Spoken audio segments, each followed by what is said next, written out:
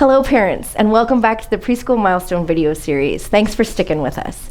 And we're going to ask that you bear with us today and not exit out of this video, even though our topic for today might be something you're not super excited about.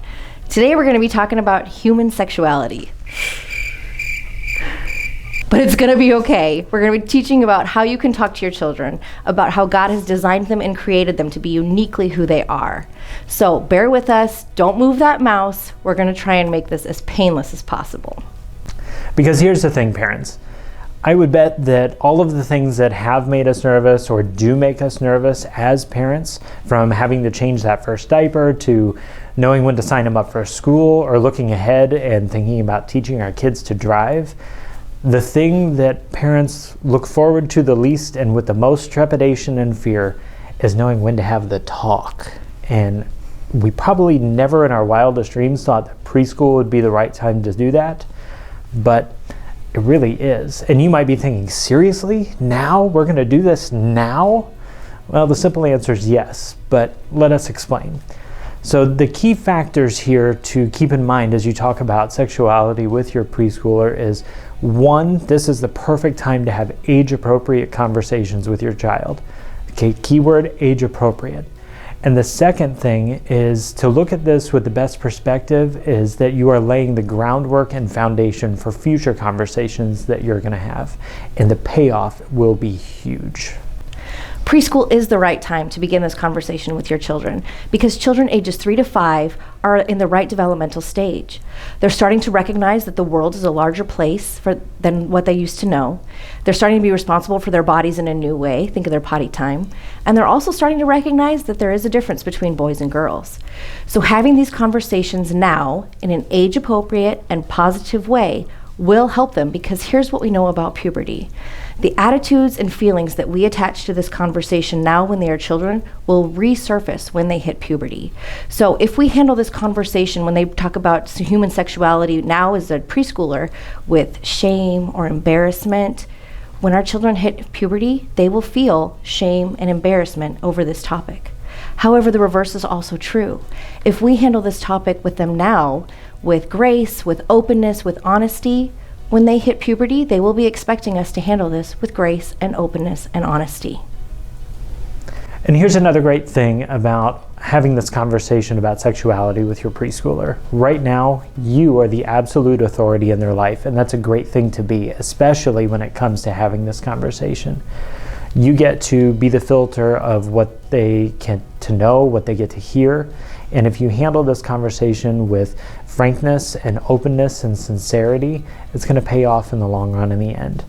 Children are very curious about sexuality, and they will seek out answers if they don't get them from you. They'll seek out answers from their friends, other children, from media sources. Think about TV shows, video games, movies, even cartoons, and just society at large. So by having this conversation now, again, you're laying that groundwork for the future.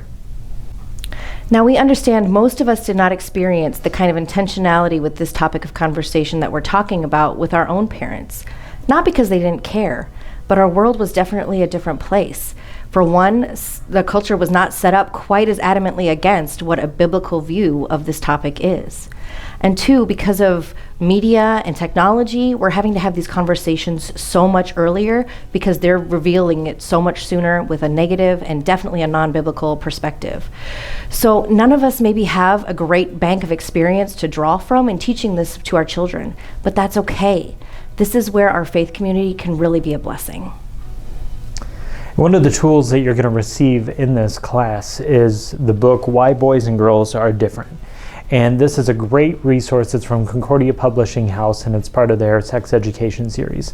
It's viewed as one of the best sex education series there is. It was made in the 80s, but don't let that scare you because there's a lot of really great information, and it's a great resource for building the foundation as your children grow and continue to go through this series. So as you look to this book, we want you to treat it like any other book. We do recommend that you read it ahead of time and just kind of prepare yourself for any questions or comments that your children might have. You know your kids and you know how they're going to respond. But treat it like any other book. Treat every page like any other page of any other book. Have it on a bookshelf with other kids' books.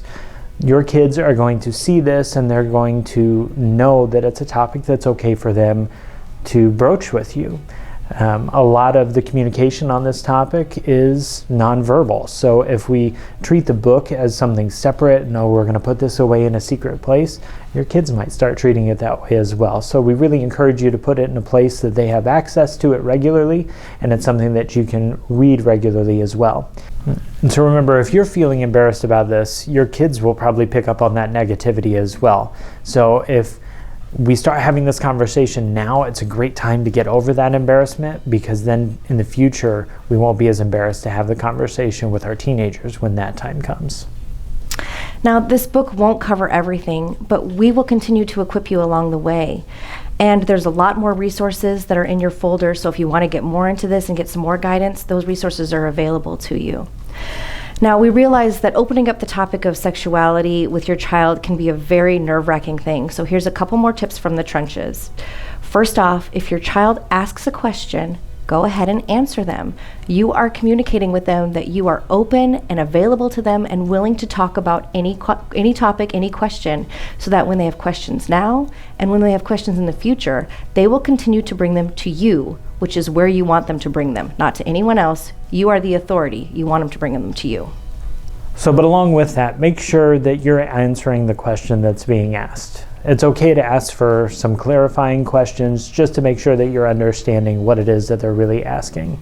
And as you answer those questions, remember to be open and honest and make sure that everything is age appropriate for your kids. And thank them for their question. When you let them know that you're open to those questions, it will again continue to bring them back to you. Yeah. And if you get a question that you're not sure of the answer of, it's okay to say, I don't know. But always make sure that you follow up afterwards. Follow that I don't know up with I'll get back to you later. Or if there's some details that they're asking for that you're not sure about, again, make sure you follow up down the road, because that's going to be a foundational trust building thing for you to do. And we encourage you to use correct terminology. One, to help them treat God's creation with the respect that it deserves. And also because this helps teach you what words are private and which words are public. And so when they know the correct terminology, they will know that those words are not our private words, and we do not discuss private words with our friends. Mm-hmm.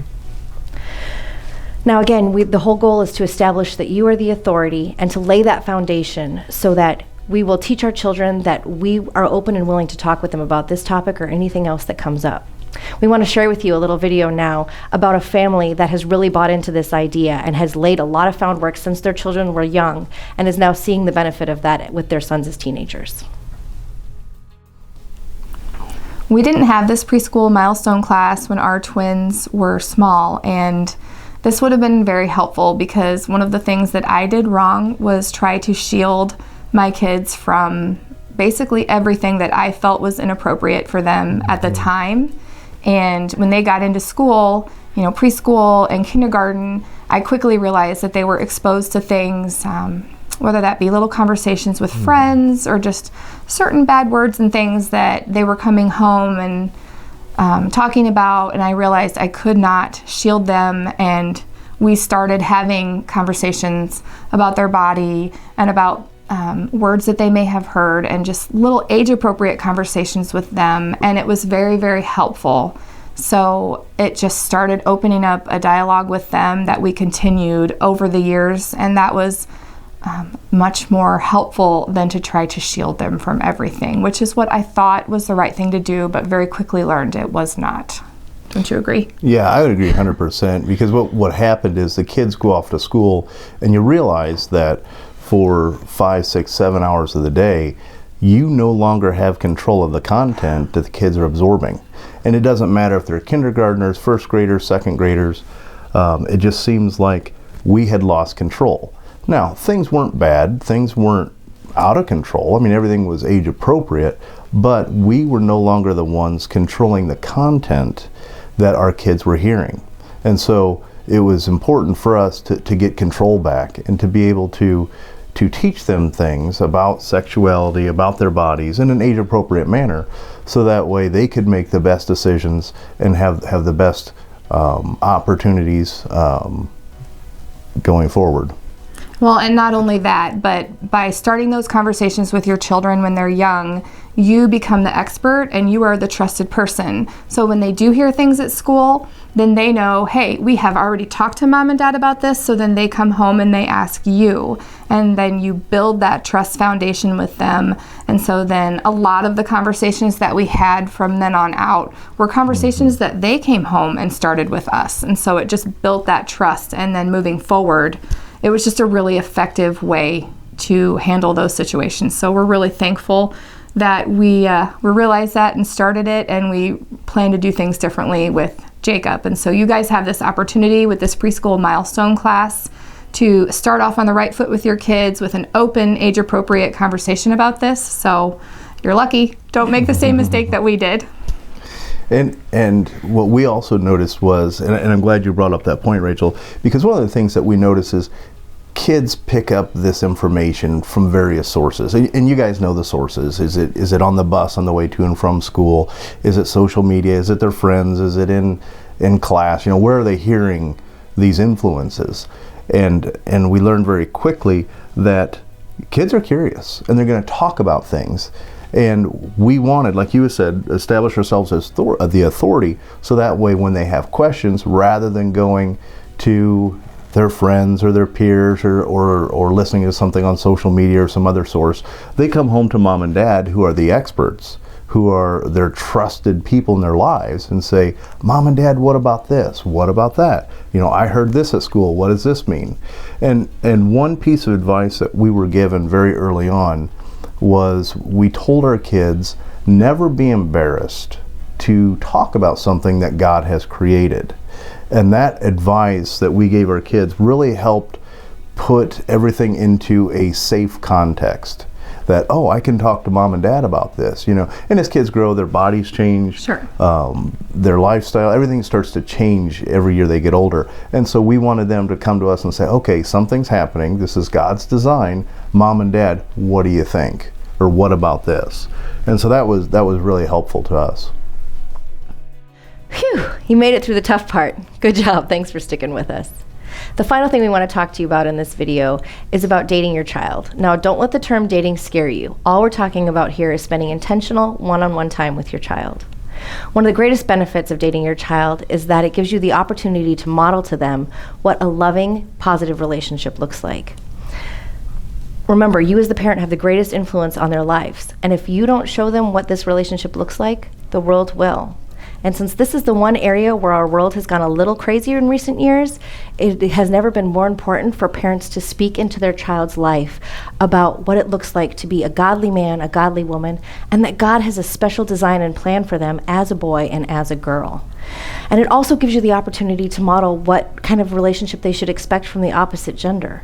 So dads, if you're taking your daughters on a date with you and treating them how precious and lovely and caring they should be as a child of God, what's the likelihood that she's going to put up with some nonsense from a boy who disrespects her? And the same thing goes for us mamas of boys. We need to be teaching our young men how to love and honor and respect a woman, starting with us, so that then when they grow up, they will treat their young women the same age as them the same way. And there's lots of different ways to date your child, and this should be viewed on a spectrum with no wrong answer.